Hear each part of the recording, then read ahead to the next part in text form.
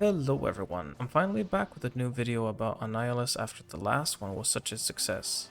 That was my first heavily edited video I've ever done, and I received lots of great feedback from you. Since that video was dropped, there hasn't been an update on the beta side of things. However, we have got a lot of leaks from the devs. I'll go through a lot of that here today and show my favorite uniques and runewords out of the bunch, and also some brand new systems introduced in Annie. You can find a link to my spreadsheet I've compiled with all the leaks down in the description below.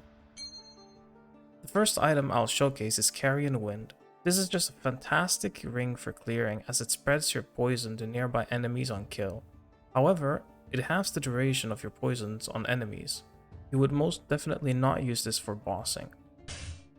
This item was leaked very recently, and I just have to say, wow. It's a paladin shield that allows you to cast hydras on top of actually getting more maximum hydras to summon. As you can see, there's also a proc on melee attacks. This allows you to run a hybrid spellcaster / melee build, which could be interesting. The backdraw of the unique is that you're only allowed to deal fire damage, but let's be real, we can work with that. Guardian Force is a boss drop that grants you increased elemental damage based on 20% of your total strength. On top of this, it has +2 LE skills, 2% max LE res, an enormous amount of percent strength, but you also get the occasional proc from Bahamut himself. This is how that looks like.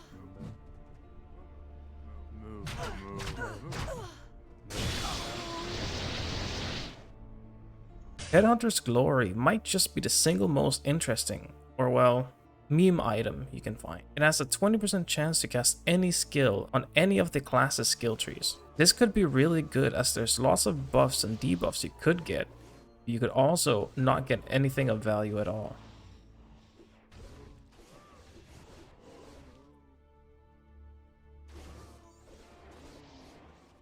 This is another boss drop and will be the first item that I personally will farm in the next patch. When hitting an enemy in melee range, you get a buff called Mad Rush for 10 seconds. This grants you an insane amount of attack speed, and you also cannot die to physical damage during the effect. The effect has a 30-second cooldown. The cooldown starts counting down when the buff does. You'll have the buff up for a third of the time. Every single Diablo player is very familiar with this item, and I actually showed it in my other video, but let's talk about it. The increased chance of triggering procs is crazy, as there's a bunch of different items and runewords that grant procs. Combine this with the aforementioned Headhunter's Glory, for example, and you can now get bad skill rolls even more often than before. This is another classic D2 item, but with a new twist. It grants Bone Armor as an O skill, which already is a good defensive stat to have on any character. Now, Bone Armor in Annihilus explodes when it depletes. With Marrow Walk on, walking over corpses regenerate 10% of Bone Armor's absorption, but instead of only exploding upon depletion, it now also explodes when it's already full.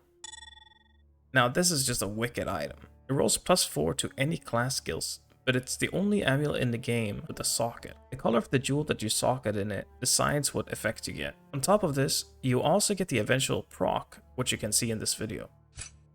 Just like Mad Rush, this will be another item that I personally will farm in the next patch. I main a bleed bar build, and these would be incredible for clearing. Much like Carrion Wind, these gloves spread an ailment, but this time it's bleeds. Have you ever felt like you're dying too much? Just equip Verdungos. On top of the huge amount of vitality and life you get out of it, you also get a brand new effect. A percentage of all damage taken is recovered as life over 4 seconds. That's actually insane for survivability and might be a very good choice of belt for playing hardcore or when trying to push the crucible. If you saw my last video, you already know that in Annihilus you can now enchant items with runewords, which means that you can pay the rune cost and apply stats to an item that does not take up any sockets. Here are my favorite legendary and mythic rarity runewords.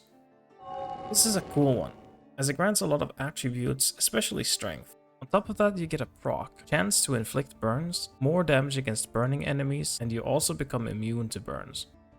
Obviously, the theme you will see here is that all the runewords get quite a bit worse the higher rarity you enchant them on. This is for balance reasons.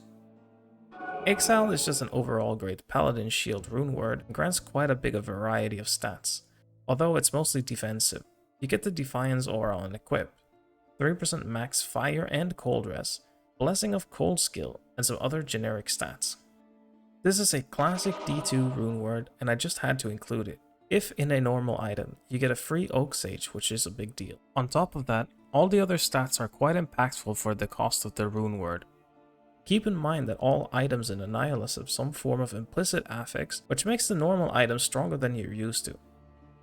Now for the mythic runewords that I find the most interesting. Everyone's favorite, Enigma. You can now have teleport on any class, and even when enchanting a rare or unique armor with Enigma, you still get +1 all skills, teleport, run speed, and the magic find. If you can afford it, this is definitely quite a nice quality of life for your character. This one gets my bleed barb all tingly. Fury is definitely a good contender for all the physical attack-based builds out there. You get a bunch of extra chance to inflict bleeds, on top of increased damage against bleeding enemies. Guardian is just straight up amazing for getting beefy. Salvation aura, max rest, reduced damage taken.